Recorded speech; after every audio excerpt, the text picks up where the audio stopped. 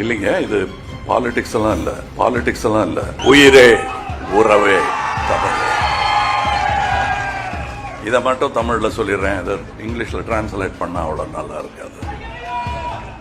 இந்தியாவின் தொடர்பு மொழியான ஆங்கிலத்தில் இப்பொழுது பேசுகிறோம். இல்லைங்க, இது பாலிடிக்ஸ் எல்லாம் இல்ல, பிளீஸ். இது தமிழனின் யதார்த்தம்.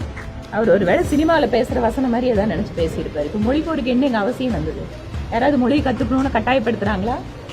இல்ல கத்துக்க வேண்டான்னு ஏதாவது சொல்லிட்டு இருக்காங்களா? எதுவும் இல்லையே.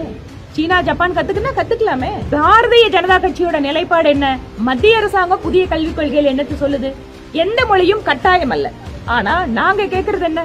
தமிழ்நாட்டுல தனியார் பள்ளிகளில் படிக்கூடிய குழந்தைகள் படிப்பதற்கு ஒரு வாய்ப்பை கொடுக்கின்ற அரசு, அனுமதிக்கின்ற அரசு, ஏழை அரசு பள்ளி குழந்தைகளுக்கு ஏன் அந்த வாய்ப்பை மறுக்கிறார்கள்?